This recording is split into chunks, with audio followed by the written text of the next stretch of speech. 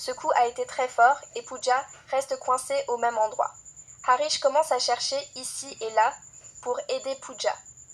Naren court et vient à Pooja. Bella ramasse un bâton en bois et frappe durement Pooja, faisant tomber Pooja. Au moment où Naren arrive là-bas, il voit que Pooja est devenu inconscient. Harish essayait de ramener Pooja à la raison. Ensuite, Bella touche accidentellement un fil et elle perd également connaissance à cause du choc. Naren voit Bella et Pooja allongés dans un état inconscient devant lui. Tous les membres de la famille courent vers Pooja. Mais Naren quitte Pooja et se rend à Bella. Naren demande à Bella si tu vas bien. Qu'est-ce qui t'est arrivé? Bella est surprise de voir ce que Naren fait près d'elle. Bella dit à Naren qu'après tout, tu as quitté Pooja et tu es venu vers moi. Je savais que tu tenais plus à moi qu'à Pooja. Naren est surpris d'entendre les paroles de Bella. Naren voit qu'il était en fait assis près de Bella, tandis que Pooja était inconscient. Alors il se rend rapidement à Pooja. Naren se met à pleurer après avoir vu Pooja et lui demande de reprendre ses esprits. Les larmes de Naren tombent sur le visage de Pooja et elle reprend conscience. Quand Pooja commence à rire en voyant Naren si bouleversée, Naren serre Pooja dans ses bras. Supriya voit que Bella était toujours assise. Supriya le fait asseoir à l'étage. Supriya remercie Bella d'avoir sauvé la vie de Pooja.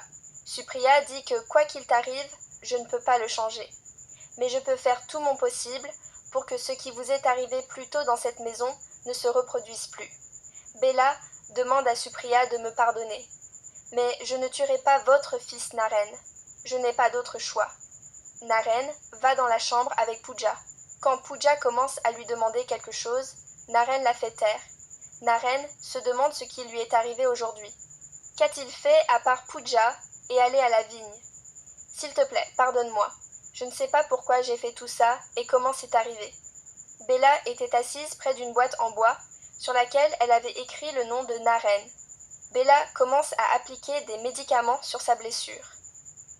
Pas sur moi. Bella commence à appliquer des médicaments au nom de Naren et dit que je ne libérerai pas ton cœur si facilement. Maintenant, il va devoir pleurer et souffrir. Quel que soit le désir que Pravin avait à mon égard reste insatisfait, votre cœur y aspirera. Cela va me rendre très heureux de te voir souffrir ainsi. Pooja dit à Naren que je vais bien maintenant. Il ne m'est rien arrivé. Naren dit ce qui me serait arrivé si quelque chose t'était arrivé. Pooja dit que je te connais très bien.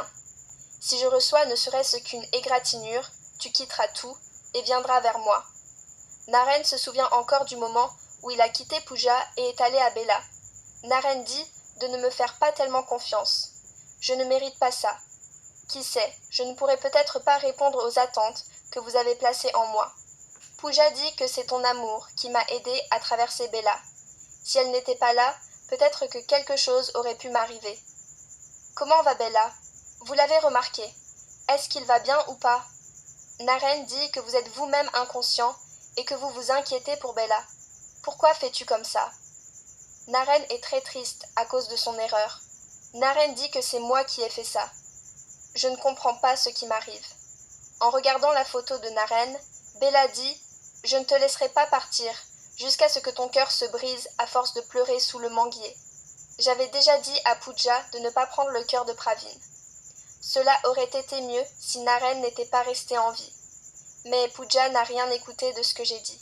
Il devra désormais souffrir pour ce qu'il a fait. Lorsque Pooja se réveille le matin, Naren lui apporte le petit déjeuner.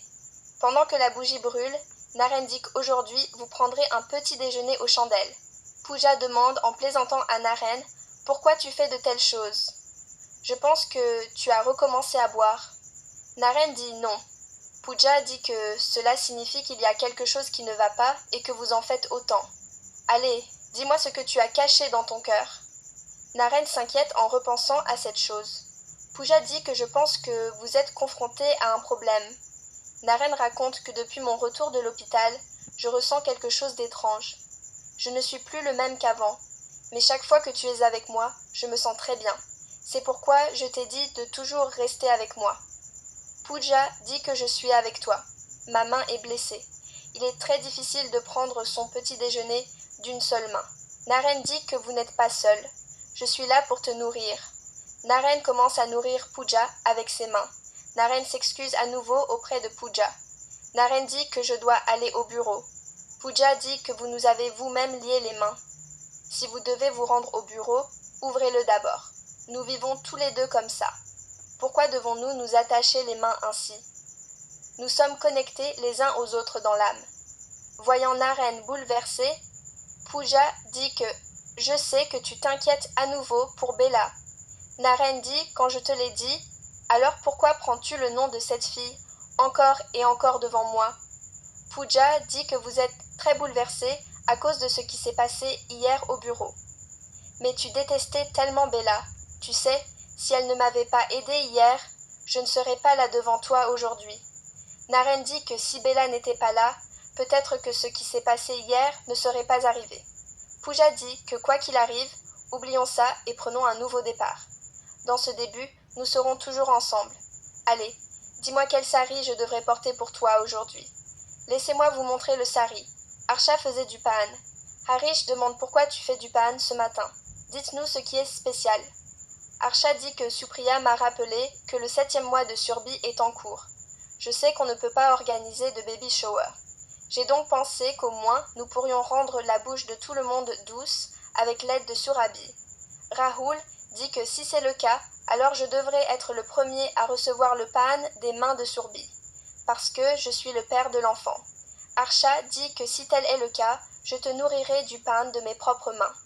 Dada dit que si tout le monde est là, appelez également Naren et Pooja. C'est à ce moment-là que Supriya arrive. Supriya dit qu'un seul membre ne peut pas rejoindre notre famille. Tout le monde voit que Supriya avait amené Bella avec elle. Arsha dit à Supriya que vous avez dépassé vos limites. Pourquoi essayez-vous de nous le mettre autour du cou? Vous ne pouvez pas voir à quel point nous sommes heureux aujourd'hui. Au moins que ce soit pour aujourd'hui.